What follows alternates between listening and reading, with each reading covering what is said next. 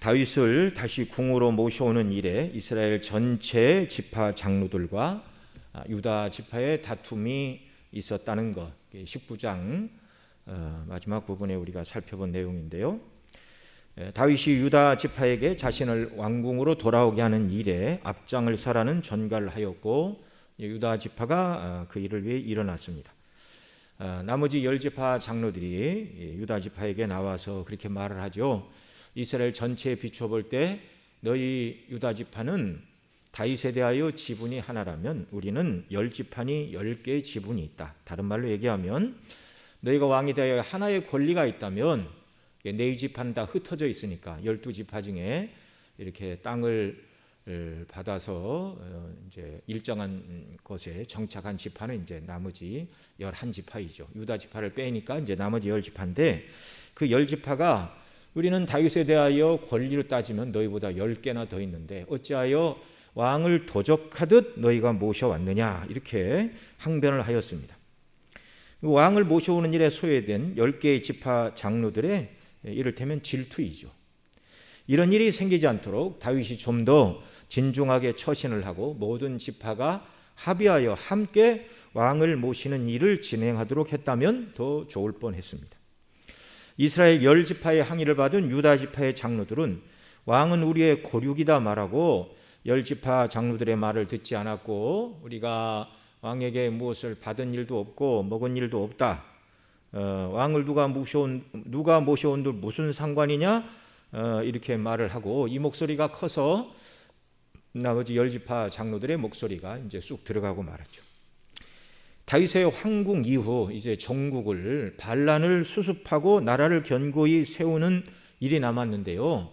누가 왕을 모셔왔느냐에 따라서 이 정국의 수습의 주도권이 누구에게로 넘어가느냐, 다윗과 함께 궁에 누가 들어갔느냐에 따라서 이야기가 많이 달라질 수가 있는 것입니다. 어느 정권이든지 간에 공을 세운 사람들, 공신들이 자리를 차지하는 것은 동서고금에 변하지 않는 원리입니다.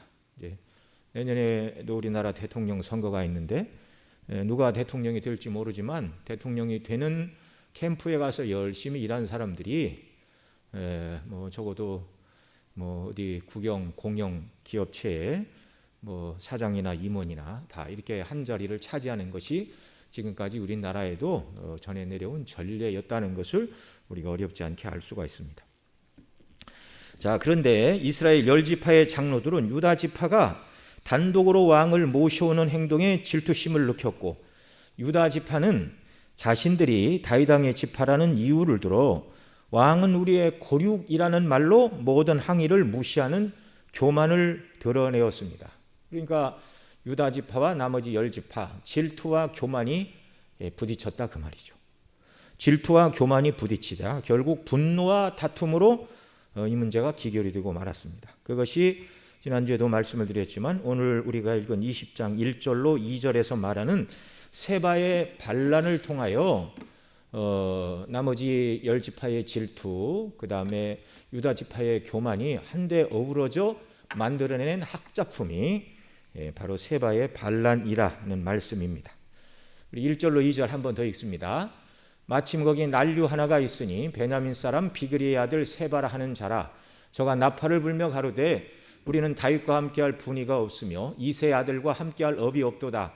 이스라엘아 각각 장막으로 돌아가라 하매 이에 온 이스라엘 사람들이 다윗 쫓기를 그치고 올라가 비그리의 아들 세바를 쫓으나 유다 사람들은 왕에게 합하여 요단에서 예루살렘까지 쫓으니라. 아멘. 자, 다윗은 예수 그리스도의 왕권을 예표하는 인물이라고 말씀을 드렸죠. 하나님의 백성들인 이스라엘 내에서도 다윗의 통치를 기뻐하지 않고 자신들의 요구가 받아들이지 않으면 언제든지 다윗에게 얼굴을 돌리고 반역하는 무리가 있을 수 있다라는 사실을 여기서 보여주고 있습니다. 하나님께서 모세를 통하여 이스라엘 백성을 애굽에서 이끌어 가나안으로 인도하여 들이실 때 그 광야 기간에 모세와 아론을 시기하고 대적하던 고라와 다단과 아비람의 무리들이 있었습니다. 그들은 하나님이 세우신 질서를 무시하고 자신들도 명예와 권세를 얻을 수 있다 이렇게 스스로 생각했던 사람들이죠. 사무엘 시대에 왕을 세워달라고 말한 백성들의 요청 속에서도 하나님의 왕되심을 배역하는, 부인하는, 하나님의 왕권을 부인하는 그런 백성들의 악한 마음이 숨어 있었습니다. 이 반란을 일으킨 세바의 반역이 이제 결국 실패로 돌아가죠. 이제 14절 이후에 기록된 내용인데, 이 내용은 다음 시간에 더 살펴볼 것이지만, 이 세바라는 인물은 사단의 권세 아래에 있는 자로서 그리스도의 왕권을 예표하는 다윗을 상징하는 그리스도를 대항하는 자, 적그리스도라는 표현이 신약 성경에 나오지만 구약에서도 역시 그런 의미이죠. 그리스도를 대적하는 자의 모습으로 등장하는 것이 세바입니다. 이 세바의 반란은 단순히 다윗의 통치를 반대했다라는 것을 뛰어넘어 다윗을 이스라엘 나라의 왕으로 세우신 하나님의 통치를 거부하는 행동이었습니다. 그래서 이 세바의 반란은 세력이 대단한 것 같아도 결국 하나님의 진노와 심판을 받고 막을 내리게 되어 있는 것입니다. 그러니까 하나님의 뜻을 거스리고 그리스도를 대적하는 자들은 사람 눈으로 볼 때 당장은 성공하는 것 같아도 그 위세가 대단하고 따르는 자가 많다 할지라도 그리스도를 대적하는 일 자체는 그것 자체가 곧 멸망의 징조라는 말입니다. 오늘 말씀의 제목을 멸망의 징조들이라고 말씀을 드렸는데, 세바가 지금 반란을 일으키고 어떤 일을 아직 한 것도 없지만 그리스도를 대적하여 그리스도를 상징하는 다윗의 왕권에 대적했다는 것 자체, 하나님의 뜻을 거스렸다는 것 자체, 그것이 바로 멸망의 징조라는 말입니다. 14절 이하에 세바가 어떻게 멸망하는가는 이제 다음 시간에도 살펴본다고 말씀을 드렸는데요. 자, 중요한 것은 오늘 우리의 심령 속에서도 사단이 주는 암시와 시련과 이 모든 시험 때문에 다윗 왕을 모시는 일에 우리는 유다 지파보다 10배의 지분이 있다고 주장하던 이스라엘 모든 지파들이 이 일로 마음이 상하자 세바가 일어나 우리는 다윗과 함께할 분위가 없고 이새의 아들과 함께할 업이 없다. 이스라엘은 각각 장막으로 돌아가라는 이 말을 듣고 그들이 일부는 세바를 따르고 일부는 자기 집으로 다 돌아가고 더 이상 다윗과 함께하지 않고 있다는 말입니다. 사단은 오늘도 이렇게 예수님을 믿고 따르는 저와 여러분의 심령 속에서도 늘 사단은 불화살을 쏴대죠. 하나님의 말씀을 듣기는 했다만 어떻게 성경이 말하는 대로 또 목사님이 설교하는 대로 다 살아갈 수 있느냐? 그건 불가능한 일이야. 이렇게 말하고 우리 마음속에 온전히 하나님에 대한 충성, 말씀대로 살려고 결심했는데 그 결심을 무너뜨리고 우리의 충성을 약화시키는 사단의 불화살들이 우리에게 계속 쏟아지고 있다는 것을 우리는 알아야 됩니다. 이 사단 마귀는 할 수만 있으면 삼킬 자를 두루 찾아, 우는 사자처럼 삼킬 자를 두루 찾고 있다. 이렇게 성경은 말씀하고 있죠. 그래서 사단은 우리로 하여금 주의 일에 충성하지 못하게 하는 것입니다. 우리의 시각을, 우리의 관점을 주님의 일이 아니라 여기 세바가 이스라엘은 각각 장막으로 돌아가라 그렇게 이야기한 것처럼 주의 일에 열심을 내기보다는 내 집에 돌아가 장막에 거하면서 네가 원하는 세상 일, 네 자신이 원하는 취미나 즐거움과 쾌락과 세상적인 목표를 이루는 일에 열심이나 내라 이렇게 말합니다. 이런 요구를 단호히 믿음으로 이겨내는 저와 여러분 모두가 되시기를 바랍니다. 오늘 낮에도 우리가 말씀을 들은 것처럼 주님은 우리의 죄값을 완전하게 배상을 해 주셨습니다. 주님의 은혜로 구원받은 자녀답게 우리의 남은 육체 때를 무슨 목표를 가지고 어떤 마음의 자세로 이 땅을 살아가야 되는가. 사도 바울은 분명히 말하죠. 정말 내가 육체의 남은 때를 사는 것은 나를 사랑하사 자기 몸을 위하여 죽으신 그리스도를 위하여 살아가는 생애다. 그렇게 정의를 하였습니다. 자, 이렇게 세바는 그리스도를 대적하는 것 자체, 그리스도의 왕권을 대적하는 것 자체, 그 길로 가는 것이 이제 멸망의 징조였다라는 사실을 우리가 기억을 해야 됩니다. 그리고 그런 악한 사단의 암시에 우리가 단호히 정말 거절을 하고 믿음을 따라 주님을 섬기는 이런 믿음의 길로 나가야 됩니다. 그 다음 오늘 본문 3절 또 보겠습니다. 3절 성경을 보죠. 같이 읽겠습니다. 다윗이 예루살렘 본궁에 이르러 전에 머물러 궁을 지키게 한 후궁 10명을 잡아 별실에 가두고 먹을 것만 주고 더불어 동침치 아니하니 저희는 죽는 날까지 갇혀서 생과부로 지내니라. 아멘. 자, 다윗이 이제 본궁에 예루살렘 자기가 지은 궁으로 돌아와 맨 먼저 행한 일이 무엇인가? 궁을 지키게 했던 10명의 후궁, 이들이 압살롬에 의하여 더럽혀졌죠. 그래서 이들을 별실에 가두고 먹을 것만 주고 이제 그 10명의 후궁은 생과부로 평생을 지냈다 이렇게 말하고 있습니다.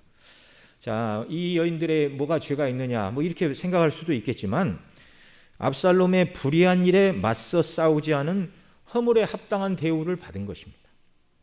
불의한 일에 맞서 싸우지 않고 눈앞의 이익과 그리고 당장의 고통을 면하기 위해서 악과 타협하는 행위도 그것도 자신을 불행과 멸망으로 빠뜨리는 징조들임을 우리는 알아야 됩니다.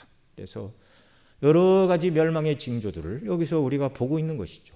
불의하고 악한 일에 침묵하고 거기에 순순히 따르고 하나님의 거룩한 율법의 말씀을 뒷전에 놓는 것, 이게 다 정말 믿음으로 견고히 서이지 못하는 증거이고 멸망의 징조들이라는 말이죠. 한편 다윗은 이 일을 통해 하나님의 뜻을 배울 수가 있었습니다. 아내를 많이 두지 말라, 이것이 성경의 교훈이죠. 많이가 아니라 한 남편에게는 한 아내만 필요한 것입니다. 그런데 다윗은 후궁을 많이 두었는데 이것이 하나님의 뜻에 합당한 것이 아님을 이번 사건을 통하여 절절히 깨닫고 이 10명의 후궁들과의 관계를 끊었을 뿐만 아니라 이후에 성경 어디를 봐도 다윗이 또 다른 후궁을 들였다, 그런 내용은 우리가 찾아볼 수가 없습니다.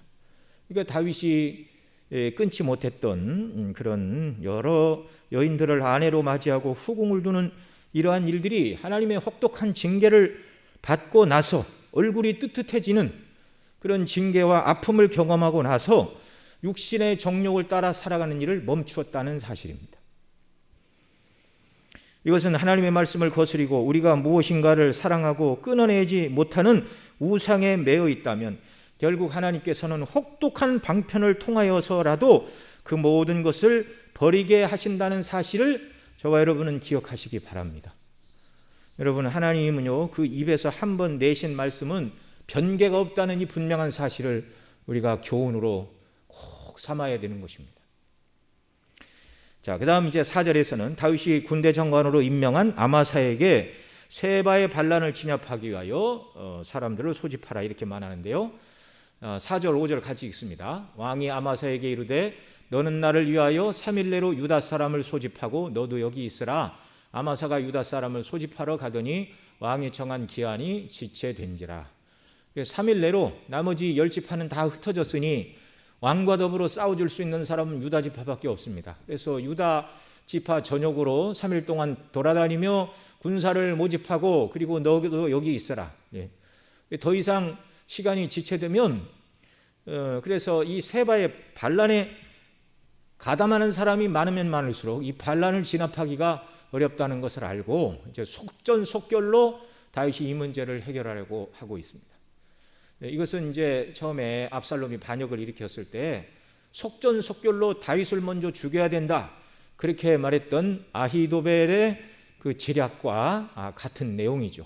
그래서 아히도벨이 나에게 군사 1만 2천을 주어 이 밤에 다윗을 추격하여 다윗 한 사람만 제거하면 이 반란은 완전히 성공으로 끝납니다. 이제 그런 제안을 했는데 결국 하나님께서 후세의 지략을 압살롬과 다른 사람들이 더 좋은 것으로 평가하게 만들고 이제 아히도벨은 좋은 지혜를 냈지만 자기 말이 이제 받아들여지지 않으니까 이제 목매어 스스로 죽는 그런 불행한 역사가 있었죠.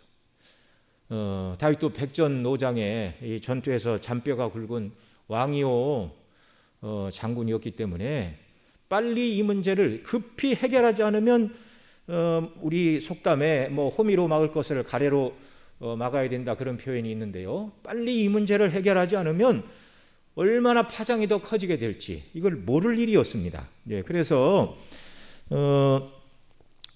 그 다음 이제 6절을 보면 이렇게 말하죠. 6절도 같이 읽습니다.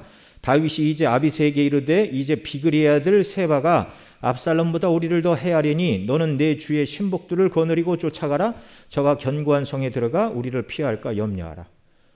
시간이 지체되면 이 비그리의 아들 세바가 견고한 성에 들어가 새를 불리면 압살롬이 일으켰던 반역은 비교할 수 없을 정도로 오랜 동안 그 다음에 광범위한 그런 전투가 이스라엘 내에 계속되는 그런 피해 잔혹한 전쟁이 계속될 것을 다윗이 내다보고 속히 이 세바의 반란을 이제 진압하기 위하여 아마사에게 3일 내로 유다의 군대를 소집하고 함께 가서 싸워야 된다 이렇게 말한 것입니다. 그런데 다윗이 약속한 3일의 기간이 지체되도록 아마사가 이 일을 잘 처리하지 못했습니다. 그래서 우리가 읽은 대로 6절에 보면 다윗이 아비새를 불러 내 주의 신복을 거느리고 올라가라 이렇게 말하고 있죠. 그러자 이제 7절에 보면 여러 사람이 함께 이제 세바의 반란을 진압하기 위해 올라가는 무리가 나옵니다. 7절 같이 읽습니다. 요압을 쫓는 자들과 그렛 사람들과 블렛 사람들과 모든 용사들이 다 아비새를 따라 비그리의 아들 세바를 쫓으려고 예루살렘에 나와서 이렇게 말합니다. 그 다음 8절 기브온 큰 바위 곁에 이름에 아마사가 맞으러 오니 이때 때에 요압이 군복을 입고 띠를 띠고 집에 꽂은 칼을 허리에 메었는데 저가 행할 때에 칼이 빠져 떨어졌더라. 또 9절 또 읽습니다. 요압이 아마사에게 이르되 형은 평안하뇨 하며 오른손으로 아마사의 수염을 잡고 그 입을 맞추려는 체하매 10절 아마사가 요압의 손에 있는 칼은 주의치 아니한지라 요압이 칼로 그 배를 찌르며 그 창자가 땅에 흐르니 다시 치지 아니하여도 죽으니라. 요압과 그 동생 아비새가 비그리의 아들 세바를 쫓을세 이렇게 말하고 있는데요. 아마사가 속히 돌아오지 않자 아비새에게 이제 다윗이 군권을 맡기고 이제 남은 군사를 가지고 세바를 추격할 것을 명령을 한 것이죠. 그래서 이제 아비새가 군사를 모으고 이렇게 가다가 기브온 큰 바위 곁에서 아마사를 만나게 되었습니다. 지난 시간에 그 다윗과 그 다음에 요압, 아마사 모두가 사촌간이라고 말씀을 드렸죠. 다윗의 할아버지 오벳이 아들 이새를 하나만 낳았고 딸을 수르야와 아비가일을 낳았는데요. 이제 수르야가 낳은 것이 요압과 아비새와 아사엘 삼형제이고 아비가일이 낳은 아들이 바로 아마사였습니다. 그래서 다윗과 요압과 아마사 사이는 이제 다윗이 볼 때는 고종 사촌이고 또 요압과 아마사가 볼 때 우리나라 표현으로는 이제 이종 사촌, 고종 사촌, 이종 사촌 이렇게 되는 것이죠. 또 요압과 아마사 사이에는 이제 둘 다 이모 아들이니 이제 이종 사촌 간이 되는 것이고요. 그리고 다윗이 이제 아마사를 대신하여 아비새에게 나가서 세바의 반란을 진압하라 그렇게 얘기했는데 그 아비새는 말씀드린 대로 요압의 동생이 되겠습니다. 그러니까 다 여기 인척 관계예요. 그래서 이 기브온 큰 바위 곁에 이르렀는데 아마사가 나옵니다. 그때 이제 요압이 같이 나가서 인사를 하려고 했는데 요압의 군복을 입고 띠를 띠고 집에 꽂은 칼을 허리에 두었는데 저가 행할 때에 칼이 빠져 떨어졌더라. 이게 자연적으로 그렇게 되었는지 아니면 요압이 연기를 잘해서 차고 있던 칼이 빠지게 했는지 떨어지니까 이제 자연스럽게 주워 들고 아마사를 만나서 한 손에는 칼을 들고 그 다음에 가서 수염을 잡고 입을 맞추려는 채 하면서 형은 안녕하뇨 이렇게 얘기하면서 자기 사촌을 칼로 찔러서 창자가 흘러 땅에 내려왔다 이렇게 말하고 있죠. 이렇게 해서 지금 무고한 피를 흘려 요압이 또 다른 사람을 죽이고 있는 모습입니다. 지난번에도 이 평화의 때에 요압이 사울의 군장 아브넬, 다윗에게 아브넬이 내려와 모든 이스라엘 지파를 다 왕에게 돌릴 것입니다. 그렇게 이야기하고 돌아갔습니다. 그래서 다윗이 좋다. 그러나 한 가지 조건이 있는데 내 부인을 데리고 와라. 전 부인을 데리고 와라. 그렇게 이제 요구를 했죠. 그리고 돌아간 아브넬을 이제 요압이 다시 불렀습니다. 무슨 비밀한 회동이라도 하는 것처럼. 그리고 으슥한 곳에 데리고 가라 칼로 급습하여 죽이고 말았죠. 그것이 첫 번째이고, 이 번째가 또 두 번째입니다. 물론 전투에 나가서 싸우다가 뭐 사람을 죽이는 것은, 그것은 군사에게 있어서 뭐 죽이기도 하고 죽기도 하고 다치기도 하고, 전쟁에 나가서 장수가 그런 일을 당하는 것은 뭐 일반적인 일이죠. 그런데 지금 요압이 행하고 있는 일은 평화의 때 이 악한 일을 행하고 있다는 사실입니다. 평화의 때 이런 일을 행함으로 말미암아 정말 무죄한 피를 흘렸다라고 다윗이 이야기할 수밖에 없는 그런 악한 일을 행한 것이죠. 여기 요압이 아마사를 죽인 이유는 하나밖에 없었습니다. 그것이 무엇인가? 다윗이 자기를 대신하여 아마사를 군대 장관으로 삼겠다. 그리고 자기에게는 그런 모든 명예를 다 거두어 버린 것. 이것이 화가 난 것이죠. 그래서 자기가 얼마든지 힘이 있기 때문에 아마사를 결국 제거를 했고, 그 다음에 이제 아마사를 제거한 다음에 이제 14절 뒤에 보면 결국 요압이 이제 세바의 반란을 진압하고 돌아와 다시 다윗의 군대 장관이 되는, 그리고 잃어버린 지위를 회복하는 그런 일이 있게 됩니다. 자, 오늘 제목을 멸망의 징조들이라고 말씀을 드렸는데요. 세바의 반란이 그리스도의 통치를 예표하는 다윗을 배신한 것이니 나머지는 보지 않아도 결국 이 세바는 멸망으로 끝을 내게 된다. 그 다음에 다윗의 10명의 후궁들도 마찬가지였죠. 불의한 일에 타협하고 그 악에 대하여 싸우지 않은 그 일의 결말이 결국 그들이 죽을 때까지 별실에 갇혀 지내야 되는 그런 신세가 되었다는 것. 그 다음에 이제 아마사도 억울하게 죽기는 했지만 그가 얼마 전까지만 해도 반역을 일으킨 압살롬의 군대 장관이었습니다.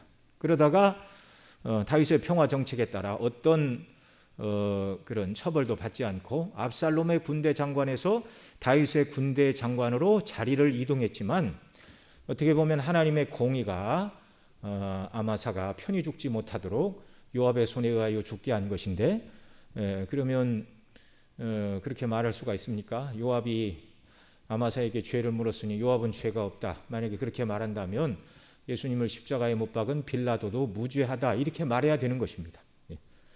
악인도 악인의 쓰임에 적당하게 지으셨느니라, 그렇게 말씀하신 것처럼 요압이 의로운 자가 아니라 불의한 일을 행했지만 하나님은 결국 불의한 요압의 손을 통하여 악을 행한 아마사를 징계한 것이죠.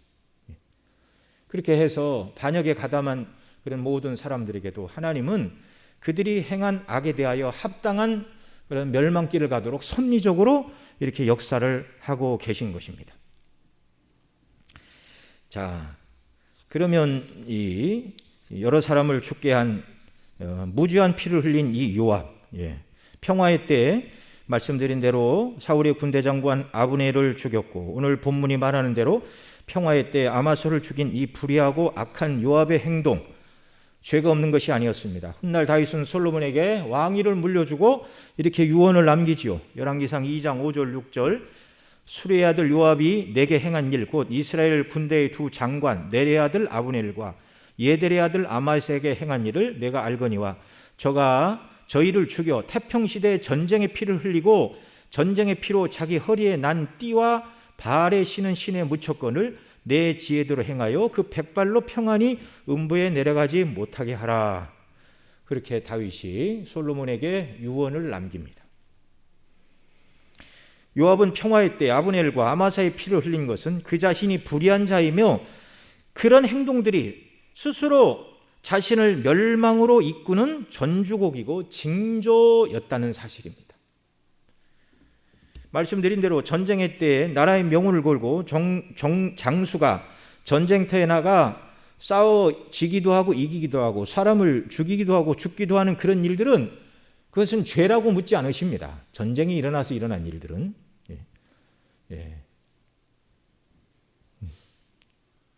그런데 태평성대에 이런 일을 행하는 것은 있을 수 없는 일이죠.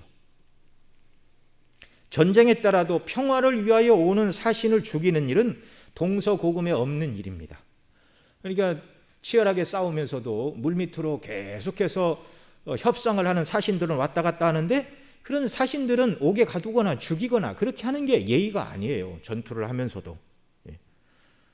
요압은 평화의 때에 자기 목적을 위하여 자기보다 의롭고 선한 사람을 죽였으니 그 죄가 얼마나 크겠습니까? 절대로 지금은 요압이 강상하나 하나님은 그 모든 죄에 대하여 반드시 심판하신다는 사실을 우리가 기억을 해야 됩니다.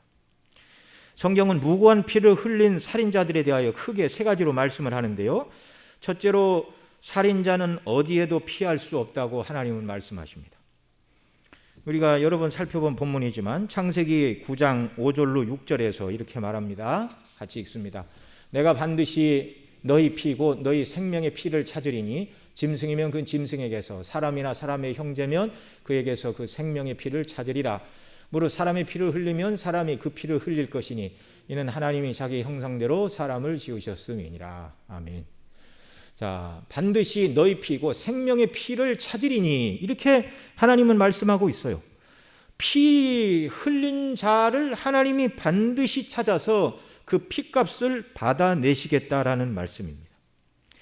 여러분, 하나님이 지으신 피조 세계에 하나님의 눈을 피하여 숨을 곳이 어디 있습니까? 잠언 15장 3절에서는 이렇게 말합니다. 여호와의 눈은 어디에서든지 악인과 선인을 감찰하시느니라. 어디에 있든지. 시편 139편 7절로 12절 같이 읽습니다.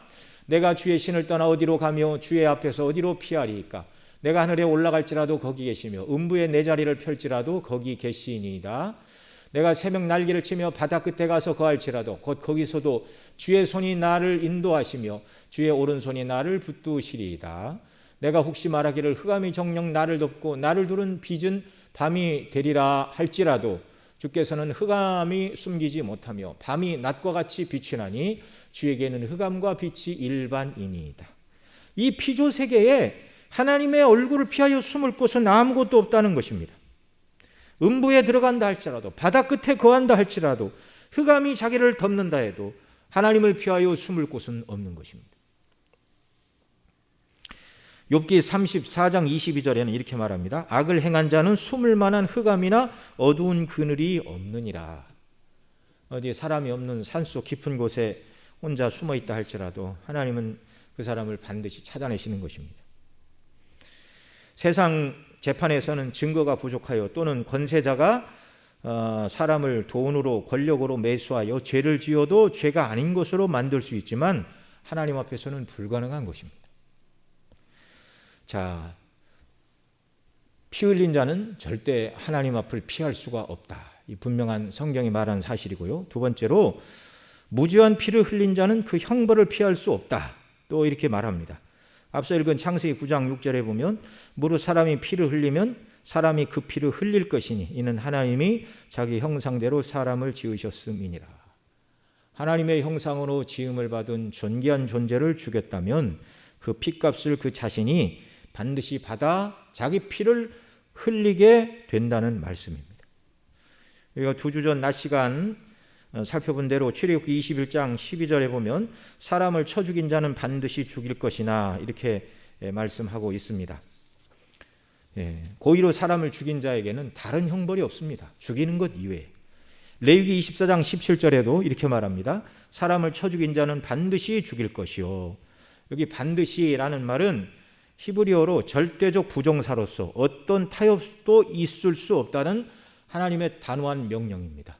고의로 사람을 쳐 죽인 자는 그 사람을 사형에 처하는 것 이외에 다른 형벌은 없다. 그러니까 사람을 죽인 자는 반드시 피 흘리게 된다. 심지어 출애굽기 21장 14절 우리 두 주 전에 살펴봤는데요. 사람이 그 이웃을 짐진 모살하였으면 너는 그를 내 단에서라도 잡아내어 죽일지니라. 하나님의 단은 국류를 간구하는 단이죠. 그러나 고의로 사람을 죽인 자는 하나님의 국류를 구하는 단을 잡아도 살 수가 없다라는 말씀입니다. 고의적인 살인죄는 도피성으로 피한다고 없어질 죄가 아니라는 말이죠. 민수기 35장 33절에서는 피 흘림 받은 땅은 이를 흘리게 한 자의 피가 아니면 속할 수 없느니라 이렇게 말씀하고 있는데요. 피가 흘린 그 땅은 피가 흘려져 더러워졌고 피 흘린 자의 피가 아니면 깨끗하게 되지 않는다, 이렇게 말하죠. 오늘 우리가 사무엘하 20장 보고 있는데 이 21장 뒷부분에 가면 다윗의 통치 기간에 3년간 연분연 기근이 드는 때가 있었다고 이렇게 말합니다. 그러니까 이제 21장 뒷부분에 가면 이제 연대기적인 내용이 아니라 다윗의 통치 기간에 있었던 일들을 이렇게 쭉 나열하는 이제 그런 내용이 됩니다. 그러니까 연대기 순으로 하면 여기 20장까지가 거의 연대기 순이다, 이렇게 우리가 이해를 할 수 있는데요. 그러니까 21장에 있는 한 사건이 이제 다윗의 통치 기간 중 어느 때 있었던 일인데 3년간 연분연 기근이 들자 다윗이 하나님께 간구했어요. 왜 이런 일이 있습니까? 그러자 하나님이 대답을 해주시는데 사무엘하 21장 1절로 6절 같이 읽습니다. 다윗 시대에 연분연 3년 기근이 있으므로 다윗이 여호와 앞에 간구하매 여호와께서 가라사대 이는 사울과 피를 흘린 그 집을 인함이니 저가 기브온 사람을 죽였음이라 하시니라. 2절 읽어주세요.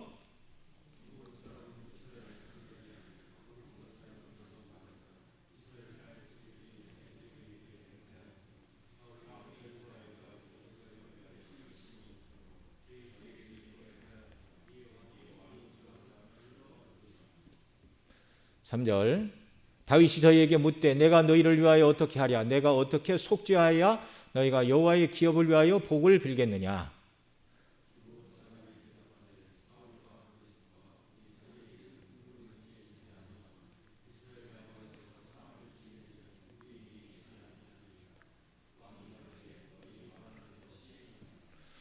저희가 왕께 고하되 우리를 학살하였고 또 우리를 멸하여 이스라엘 경내에서 머물지 못하게 하려고 모해한 사람의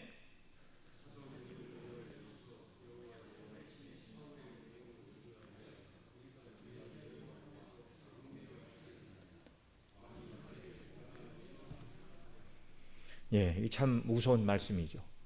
사울이 기브아 거민을 죽인 일에 대하여 사울은 이미 길보아산 전투에서 죽어 이 땅에 없는 사람들임에도 불구하고 연분연 3년 기근이 드는 일들을 통하여 사울이 지었던 피 흘린 죄를 하나님이 밝혀내셨고 그 땅에 기근이 임하였고 결국 사울의 후손 중에 7사람이 이제 목매어 달리는 그런 일들을 통하여 하나님 기브온 사람들의 기도를 받으시고 다시 비를 주시고 이렇게 하시는 일련의 사건들을 여기 기록해 주고 있습니다.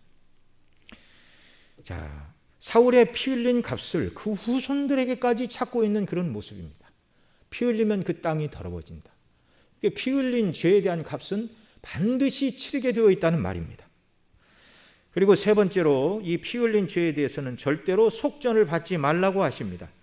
모든 죄가 벌금고 속전으로 형벌을 면할 수 있었으나 고의적인 살인은 속전을 받을 수 없다고 성경이 규정을 합니다. 우리가 지난주 낮 시간에 살펴본 출애굽기 21장 28절로 30절에 보면 짐승을 받는 버릇이 있는데 주인이 단속하지 않아 사람을 죽인 경우는 그 짐승은 돌에 맞아 죽어야 되고 주인도 단속하지 않은 책임으로 돌에 맞아 죽어야 된다. 그러나 피해자 집에서 정상을 참작하여 속전을 내라고 하면 속전을 내고 그 짐승의 주인이 죽음을 면할 수 있다, 그렇게 말씀을 하셨죠. 이 짐승을 단속하지 않아도 주인은 죽음에 이르게 되고 그 피해자가 합의를 안 해주면 그런 경우 합의를 해주면 속죄금을 낼 수 있지만 그러나 직접적으로 사람이 사람을 죽인 경우에는 어떤 경우에도 속전을 받고 그 사람의 죄를 용서해서는 안 된다. 이게 하나님의 율례입니다. 민수기 35장 31절에서 이렇게 말합니다. 같이 읽습니다. 살인죄를 범한 고살자의 생명의 속전을 받지 말고 반드시 죽일 것이며. 요압은 이 피 흘리는 죄를 범하였습니다. 전쟁의 때가 아닌 평화의 때에 자기보다 의로운 두 사람을 죽인 죄를 지었습니다. 하나님의 백성은 자기에게 권력이 있고 당장 힘이 있다고 하여 하나님의 말씀을 거스리고 피 흘리고 악을 행할 권리는 없습니다. 당장은 자기 힘이 강하니 자기를 제어할 사람이 없는 것처럼 보이죠. 바로 요압이 그랬습니다.